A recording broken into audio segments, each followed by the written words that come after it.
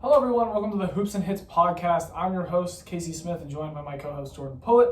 And today we're mainly going to be going over NFL Week 1, and we're going to be getting a little bit into our predictions for Week 2. We got two segments for you guys today, the Loser Locks, and we have the Fraud Watch. Before any of that, Jordan, how are you doing today?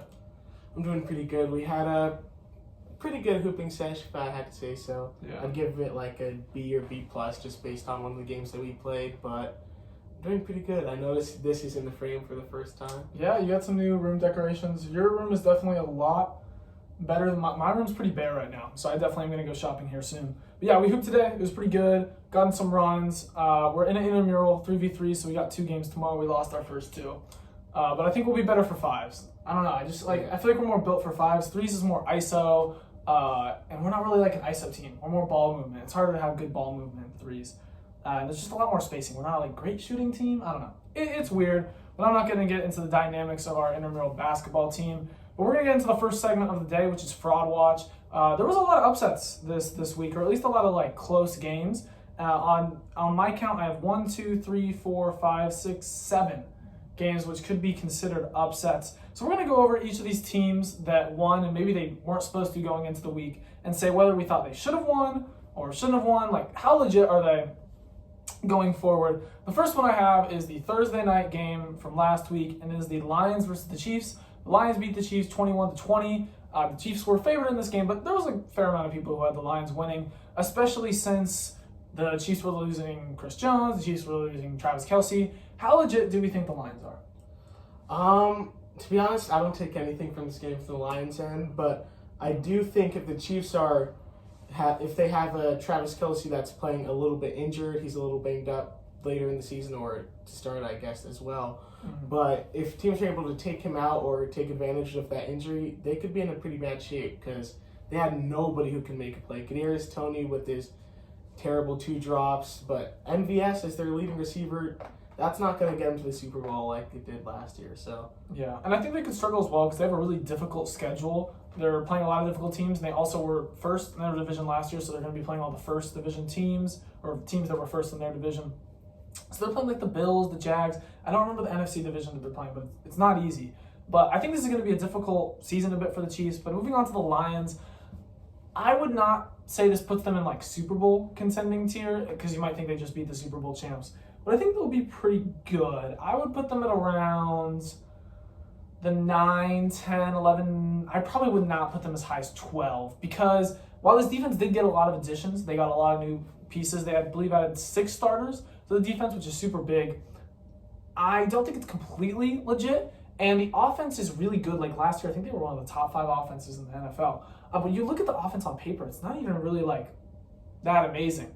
So we'll see if the efficiency is able to keep up with that. But I think this Lions team will be solid. Definitely a playoff contender. Would I say they're a fraud? No. I would say don't have your expectations too high, though. Because beating the Chiefs in Week 1, I know some Lions fans who took that win. Like, they won the Super Bowl 5 times in a row. Yeah. The Detroit was literally taking it like their Super Bowl. It was pretty funny. But do we have anything else to say about the Lions or the Chiefs? It was a pretty straightforward game. I'd just say based on this weekend, I'd say the Lions and the Packers are the 2 teams to watch for in the NFC North. Yeah. The Bears and the Vikings both had pretty disappointing weekends, so it's just a race between the Lions and Green Bay like it was to end last year. Yeah, I would say that's roughly fair. Moving on to the other upset. This was a huge one. The Browns beat the Bengals 24-3. Joe Burrow was absolutely terrible. He had under 100 passing yards. All those receivers were totally shut down. They subbed him out towards the end of the game and just threw in the white towel. So are we thinking that the Browns are frauds here? What are we thinking of this game, Jordan? I take a little to the Browns. I'd give the Browns a little bit of credit. But I think the main message of this game is quarterbacks, they just can't miss that much preseason. He missed the whole preseason, all of training camp with his calf strain, I believe it was. Mm-hmm. And that's just not going to work out for early success. I don't think Joe Burrow has played a full preseason since his rookie year. So unless that changes, the Bengals are always going to have a pretty bad start to the season. But this does confirm a few of the things I thought about the Browns. I thought Nick Chubb would be a little bit more involved in the receiving game in comparison to years past, mostly because Kareem Hunt's out, but also they know to get the ball to their best players. They tried to get Amari Cooper going, although Deshaun Watson couldn't hit him on a curl to save his life. But they did pretty well on offense. So Yeah, I thought with the Bengals, Burrow looked really bad. I think there was some wrists or hand issues or something he was having, especially with the rain, because it was a really rainy game. He had a glove on at some point, I believe, towards the latter half of the game. But this Bengals unit just didn't look great. The defense was fine. It was passable. 24 points with the Browns. The Browns are a pretty solid offense, but this offense was just, it was really bad. And it was really impressive for the Browns.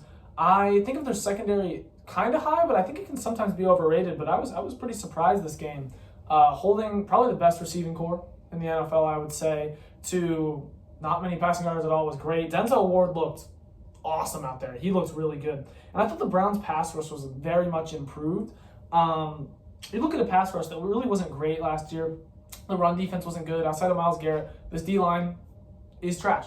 And they brought in a lot of new additions. And what would you know? It was better not just for the rest of the unit, but for Myles Garrett as well.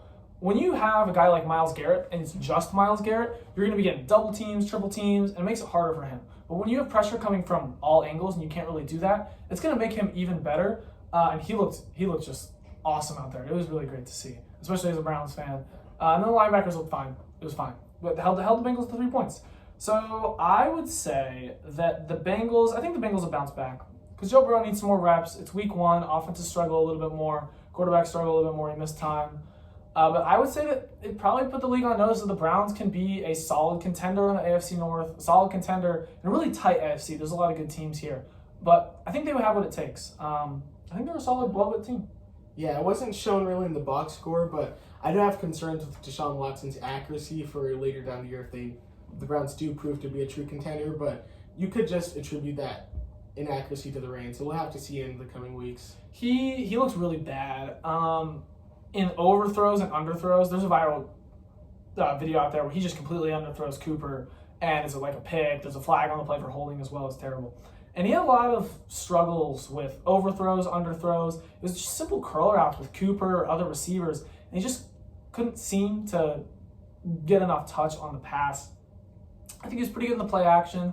I think he was really good in the pocket, which was a little underrated. He was really good at navigating, running around. That's what you want to see with Deshaun Watson. Able to extend the plays. That's the big difference that you get from like Deshaun and what you had last year in Brissett is Deshaun's able to go out of structure and create more, give his receivers more time to get open. And he did have some good chemistry connections. I believe it was a route with DPJ on the sideline, totally fit it over the cover 2 hard flat corner and the overlapping safety and just put it right in that sweet spot. It was great. So you can definitely tell that training camp has helped him, but there's just something missing there. It's the arm strength, it's the touch. So I think hopefully it'll come soon, but we'll see. I would say the Browns are pretty solid.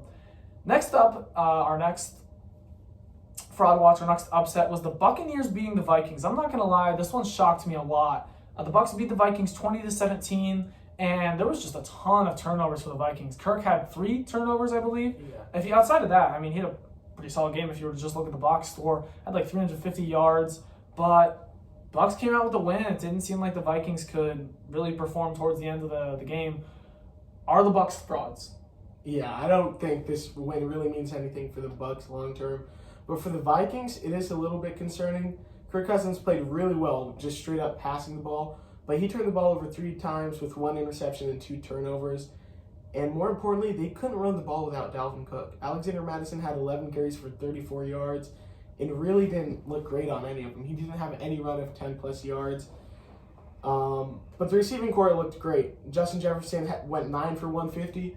Watching the game, you could have told me he went like 3 for 70, and I wouldn't have been surprised. So to see those numbers compared to what your eyes told you is a little weird.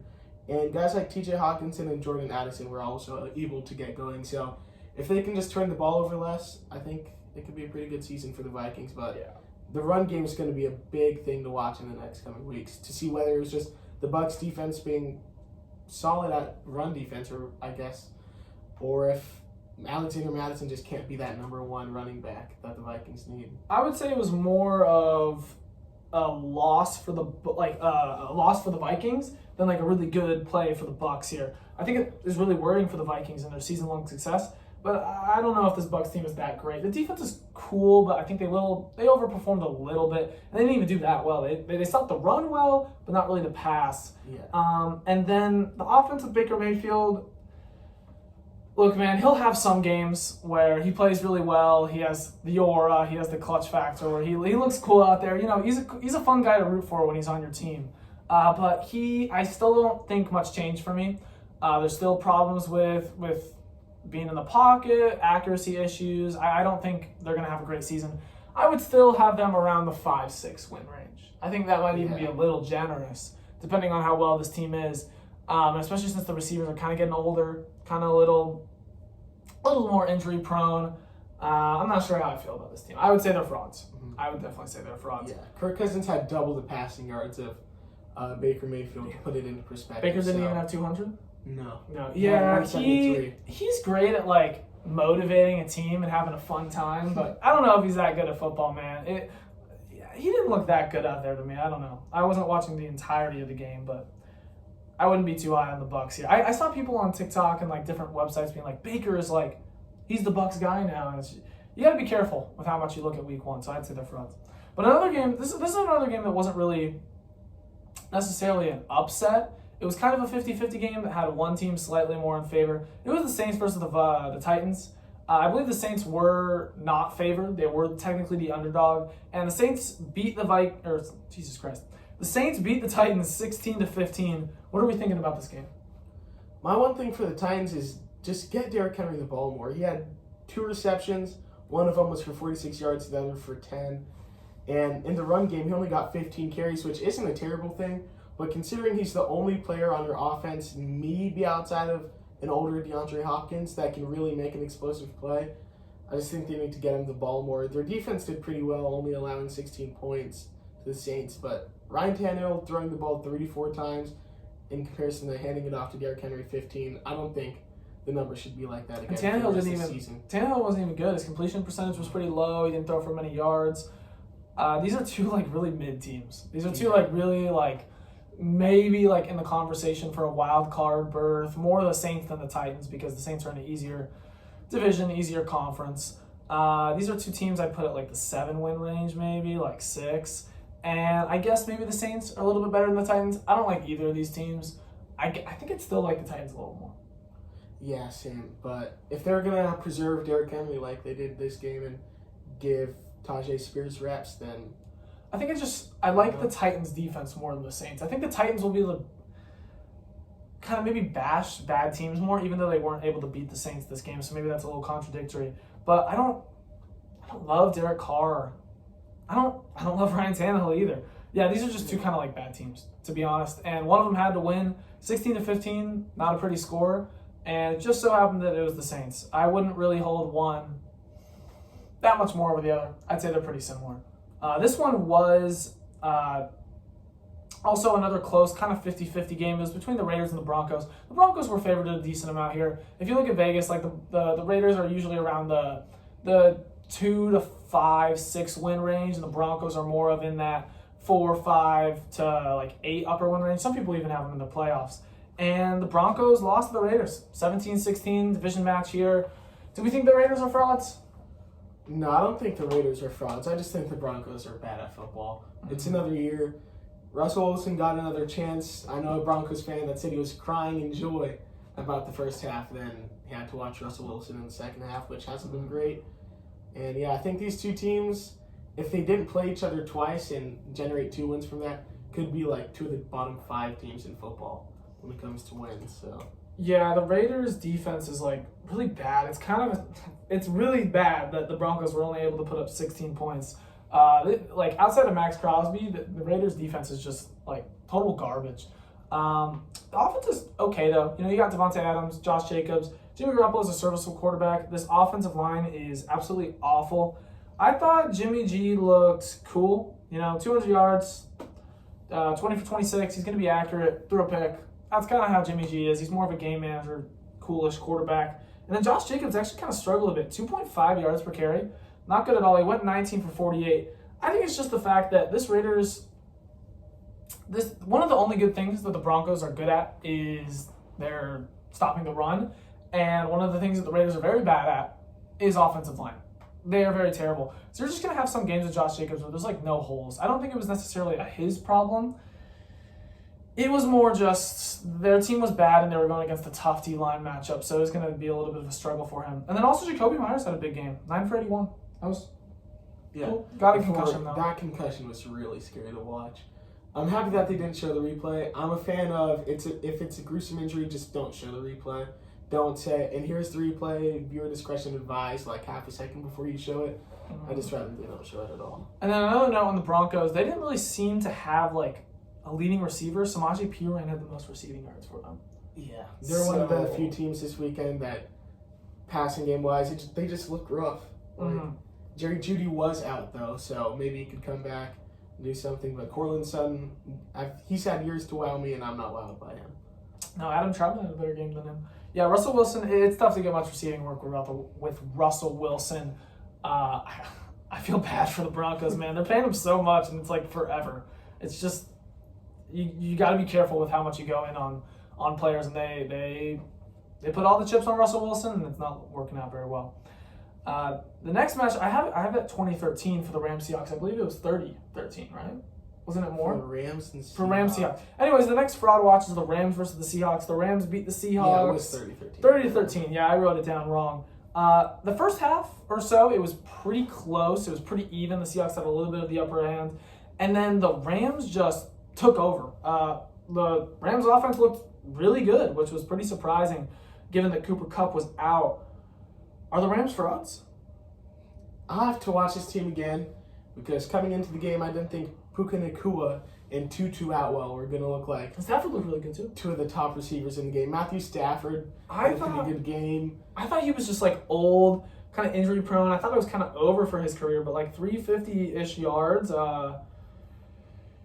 Pretty good game. Tutu Atwell, yeah, as you said, Puka Nacua looks really good. And with Cooper Kupp added to this offense, it looks a lot better. And the thing is that the Seahawks defense isn't like terrible. I don't know where Tariq Woolen was. I really wish I could find him on that football field, but he was just gone. I know he changed his name to Tariq Woolen, so maybe that I don't know, something happened there because he looked like this defense just. The Rams should not drop 30 on you. I think this is kind of an outlier game, division game. I don't think the Rams will be this good this season. I think it's like awful that the Seahawks only dropped 13. Geno did not look great. The running game did not look great. It didn't look good at all. And then the Rams as well didn't even run the ball that well. Looking at like the game, the Rams just had the ball so much more. They ran so many more plays. They had so much more time of possession. Cam Akers went 22 for 29. 1.3 yards per carry, dude. That's bad. That's a great stat line for like an NBA player's shooting efficiency. But to run the ball 22 for 29, that was a few other players had lines like that. Deion Jackson went 13 for 14. Just some rushing attacks just aren't going to be good this year. The Rams are one of them. Kyron Williams looked decent, especially in comparison to Cam Akers, and with this Rams O-line, that's kind of not good at all. The Rams had the ball twice as much as the Seahawks. It was ridiculous. I do think the Rams are frauds, though. I don't know. Maybe I think Matthew Stafford will have a good year. I think the defense is going to regress a bit. I don't think the receiver is going to be as good, and I think the poor offensive line play and the just kind of lack of solid D is going to hold this team back a little. One thing I take away from this game, all offseason, I had the Seahawks and the Giants, who also underperformed, as the two teams in the NFC who made the playoffs last year that won't be making it back. And I think this kind of proves it to me. Geno Smith, 16 for 26, 112 yards. I didn't think he was very good watching him play this weekend. Their running game, Kenneth Walker looked really good, but I don't know. They just weren't able to get long drives down the field. They had a lot of 3-and-outs. That's part of the reason why they had so little time of possession. It seemed like they had a lot of 3-and-outs this week. So I think Geno will bounce, but I mean, if he couldn't do it against the Rams defense. Yeah, well, I mean, dude, Mahomes had a bad game, and Joe Burrow had a bad game, and Josh Allen had a bad game. These are all superstars. Everyone. I'm not saying that he's a superstar, but I'm saying everyone has a bad game. Like literally, like every single quarterback's gonna have a bad game against like bad defenses too, or bad units. Like, yeah, it sucked, and it was pretty sad after kind of hyping up Geno all offseason. But this is not like he's gonna have more games. He'll be back. I think it'll be better. I think it'll be a little worse than last season, but he's going to be much better than this. And I think the Seahawks will bounce back. It's a division game as well. Division games are much more 50-50. The last upset we have, though, especially in the context of what happened in this game, was the Jets beating the Bills 22-16. Maybe it wasn't so much of an upset before the game, But Aaron Rodgers basically not playing at all due to his Achilles injury makes this shocking. What do we think of the Jets? I'm not going to hype up a team led by Zach Wilson. It's that simple. I've seen Zach Wilson play quarterback for enough of my life to know that he's not going to be able to lead a team to the playoffs. He has weeks where he looks really good. This week, he looked like a pretty decent game manager. If I can pull up the stats, I believe he threw at least one interception, maybe two. Listen, man, I don't think he looked good. I think if you look at the stats, like, he did look okay. But even the stats are not that good. 14 for 21, 140 yards, touchdown and a pick. And he had a lot of throws where he kind of got bailed out by his receiver. The Garrett Wilson touchdown is all over. I mean, you'll see that was like not a good ball at all. And Garrett Wilson is able to reel it in, have the concentration to bring it in. Super talented receiver. And he's going to have that super talented receiver for the rest of the year. But I don't think he'll get bailed out quite as much. I think the Bills honestly didn't punish him enough for some bad balls he had. And Breece Hall went crazy. Breece Hall averaged almost 13 yards a carry. So not that that's going to not happen, but I wouldn't bank on that happening every single game. So I think the Jets got a little lucky here. I don't even think I'd have as a playoff team. No, definitely not. I'd have them as like a 6-8 win team right now. But their running game looked pretty good. Having Dalvin Cook and Breece Hall on a week-to-week basis, that can help them, considering Zach Wilson is going to be able to do anything for them. They're going to have to lean on the run game a lot more and just hope that Garrett Wilson carries Zach Wilson, because I don't think Zach Wilson's good at all. I could see them signing a quarterback, but if we're looking at the market, let's be honest, how many of these guys are real difference makers? Like, they're talking about Kaepernick, Cam Newton, maybe like Colt McCoy.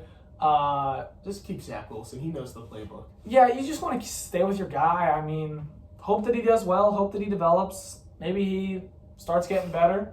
I don't know. I don't see it. I don't see it with him at all. He's so bad at decision making.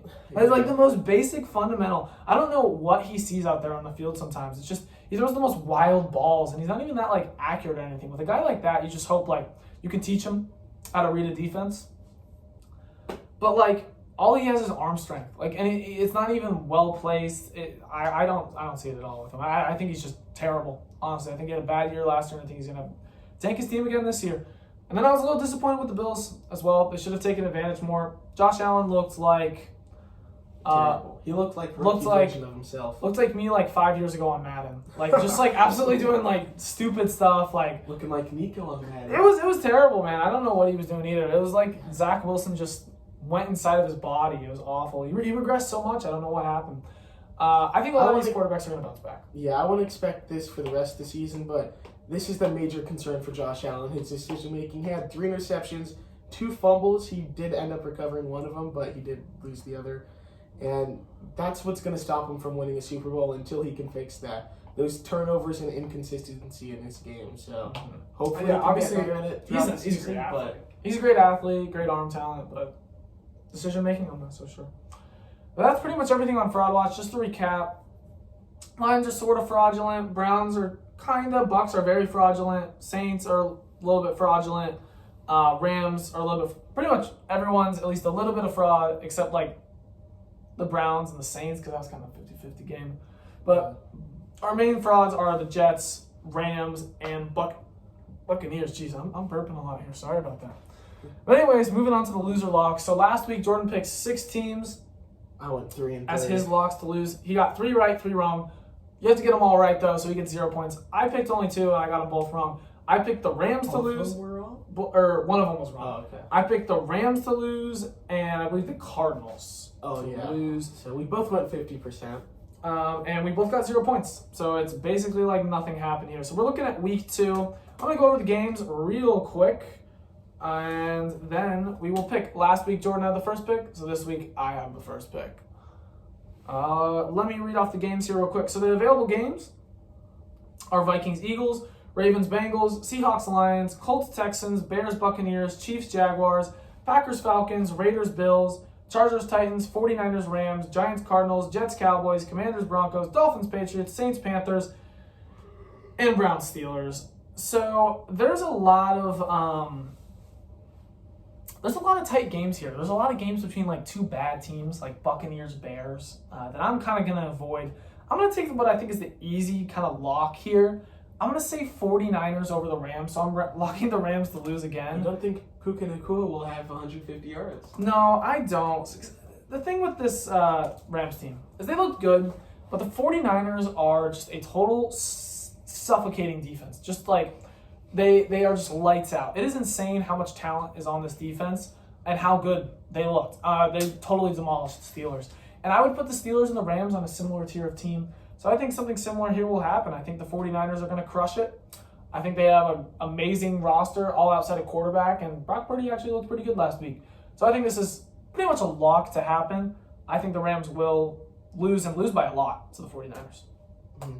Jordan, you're up. Okay. The Rams were my second pick on the board, but my first pick was New York Jets losing to the Dallas Cowboys. I simply don't see how Zach Wilson takes down this Cowboys defense. Playmakers like Trevon Diggs and Micah Parsons, but I'm a breeze by them. The Cowboys put up 40 this week on Monday Night Football, big stage. Mm-hmm.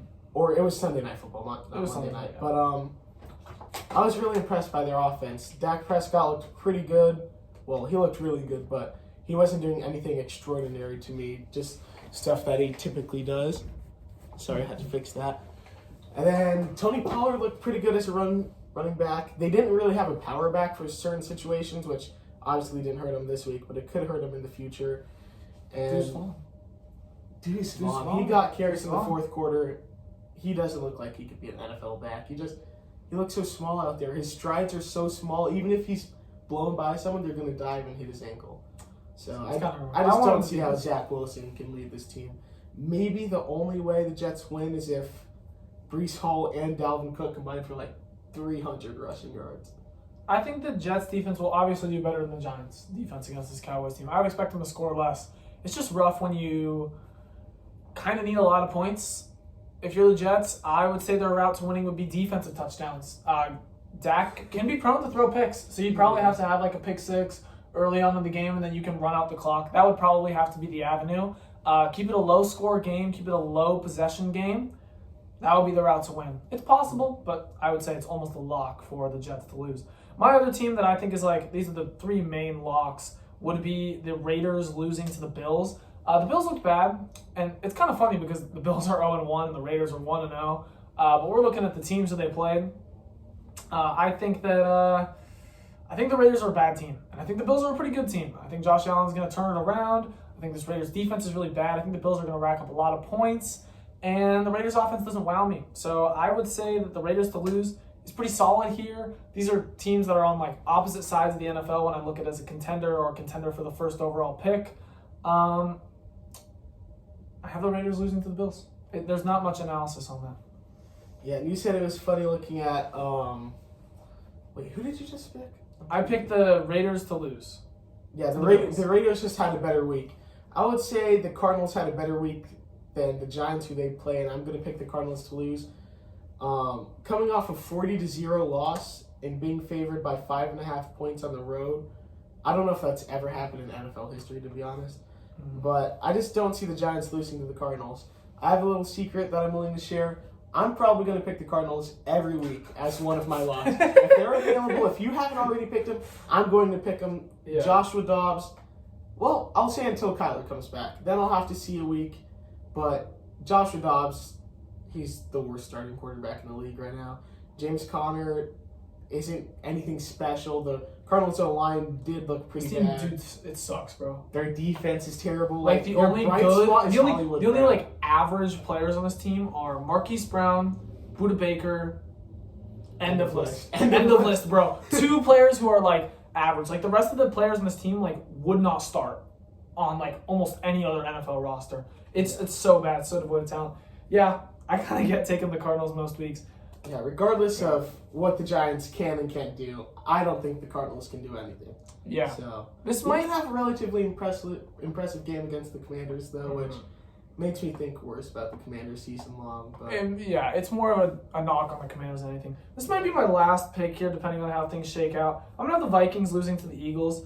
The Vikings really disappointed me, and the Eagles disappointed me a little bit against the Patriots, but I still think this is a really talented team.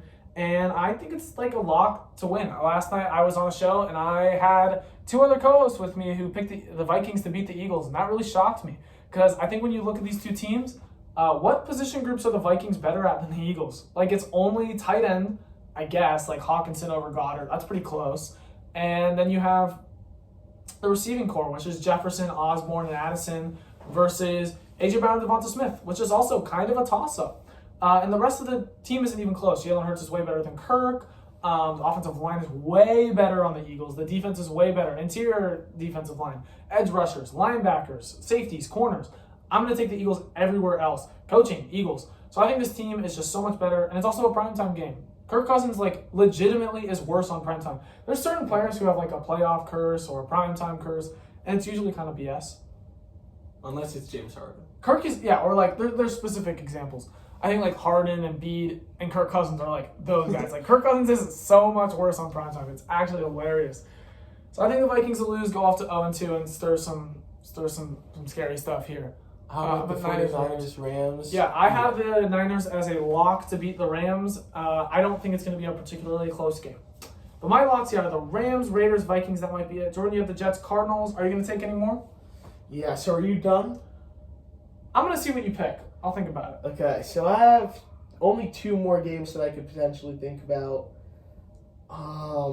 Man. Are you looking at Colts, Texans? Yeah, Colts, Texans. I was going to pick the Colts to beat the Texans, but I'm taking them off simply because of their running game. Nobody looked good for them. Hopefully the return of Zach Moss does something positive for them, but if you're looking forward toward the return of Zach Moss, what does that say about your running game? Deion Jackson, 13 for 14 with a fumble. Evan Hall looked good until he got hurt like 2 snaps in. Yeah, so I'm taking my Packers to beat the Falcons. Based off what I saw with the Packers last week, until I see that Jordan Love is the MVP of football, I'm going to take him to win every game. But realistically, dude, it was the Bears. Like, realistically, it was the Bears, bro. Like, here's what happened to me last week. Obviously, I lost 3 of the games. The game I'm most mad about losing was the Chiefs and Lions, because I thought Kelsey would end up playing and he didn't. And I think that was the difference between the Chiefs and Lions game, ultimately the biggest difference. And this week, if Aaron Jones doesn't play and the Packers lose because they can't run the ball, I'm going to feel silly for picking them, but I'm just hope that Aaron Jones plays. Because at first it looked like a cramp, then he didn't come back for the rest of the game, and he was still getting stretched out. So I hope he can come back as soon as possible, but if he's not 100%, I personally would rather him sit out against the Falcons. I think the Falcons looked pretty good against the Panthers. I would say that's almost like a 60-40, 50-50 game there. The Packers looked good too, but so did the Falcons. And I would say that, the Falcons looked about the same amount of good against their opponent as the Packers did. Ooh. And Put up 40. Considering it was the Bears and the Panthers, I think the Panthers are like a much better team than the Bears. That's what I'm trying to say. Really? Like, I do think there's a significant gap. The 2 teams are so bad, but I'd probably No, take I think Bears the Panthers over are like Falcons. a genuinely. You put the Bears over the Panthers? Yeah. I think the Panthers are like. What's the Panthers' offensive game plan? Their O-line looked pretty bad. It this looked week. bad, but that's like. It It's looked the really Falcons. good. It looked good last year. And the Falcons have a decent defense. It looked good last year. Like, I'm not gonna just hedge my entire thought on their O-line on 1 week. I think the Panthers have a solid running game, and I think Bryce Young is decently ready. Like, he'll be all right. My problem with the Falcons would be Desmond Ridder. He did not look good. Yeah. Their running their game passing looked attack really good with Tyler Algier and Bijan Robinson didn't get that many carries, but he looked really good in the ones that he got and the receiving work. Yeah. But Desmond Ridder, man, I'm a Drake London owner in fantasy. Throw him the ball, throw Pitts the ball, and throw it to him accurately. Desmond Ridder had more catches this weekend than their wider one in Drake London. He looked pretty rough. He was just not good. Like, there's not much beyond that. Yeah, Ridder wasn't great. So this is, I think, a 50-50 game for me. I'm trying to avoid 50-50s. So the 2 other games that I could possibly take would be Pats lose to Dolphins. But the Pats were pretty good last week. Mm-hmm. And the Dolphins concerned me because their defense didn't look good. The Chargers torched it. It's a division matchup. I kind of want to stay away from that one. That one can be a 50-50. Yeah. And I already have a couple games that could go wrong. So I'm going to stay away from that one. The other one I want to take is Browns-Steelers, but I'm not going to do it. I'm not going to curse my Browns.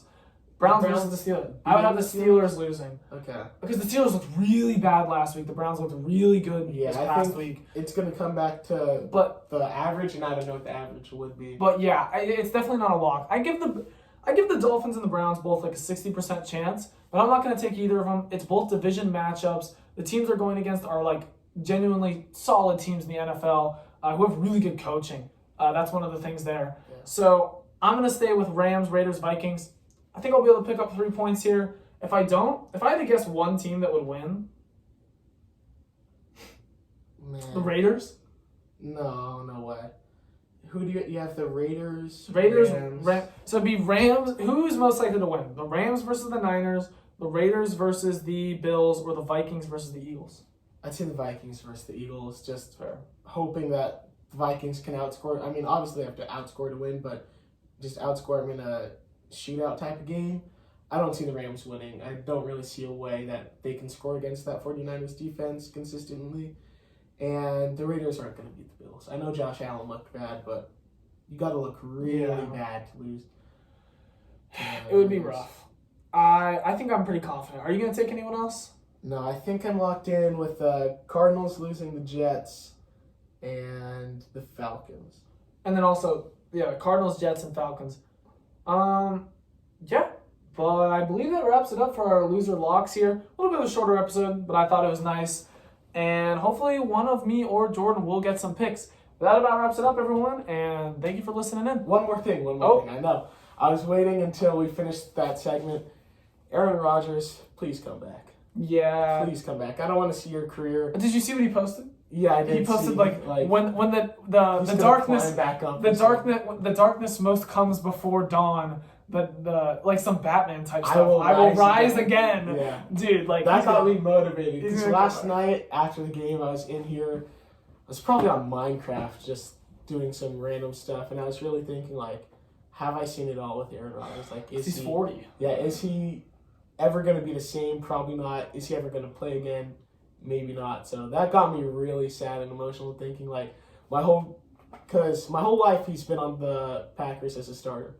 That's the one position, I think, in pro sports that I follow that he's been on that team my whole life. LeBron left the Cavs. Brady left the Pats. Aaron Rodgers stayed the whole time. So. And you're a fan of that team, too. Yeah, and it's the only team I'm a fan of that's had any type of consistency. So it was just sad to see him go in the first place and to see him get hurt. It was like, it was never meant to be. That's what I felt like. But hopefully he can come back and go to the Vikings. Maybe no, not Brett Favre. Not Brett Favre. But hopefully he can come back and play at least an average level and show the Jets what they got. Yeah, it'd be a real heartbreaker to see him gone. I was excited for him to play on the Jets, but it is what it is. It's really unfortunate, especially for Garrett Wilson as well. That's very sad. He was going to have a good year, man. Yeah, he was going to have a great year. But back to Zach Wilson, Joe Flacco, and Mike White. Well, Mike White's on the Dolphins, but quarterbacks like that. Colin Kaepernick season. I'm done with media getting clicks by putting Colin Kaepernick's name in headlines. His agent reached out. I shouldn't be getting a notification about that. Like, ESPN, they're gaining money because of that. And people are retweeting it, hate tweeting it. Just, he's not going to get signed. He hasn't played football in like 10 years. It's since we were in like elementary school. Yeah. Yeah, that's crazy. All right, well, that about wraps it up. Everyone, thank you so much for listening in, and we'll be back next week.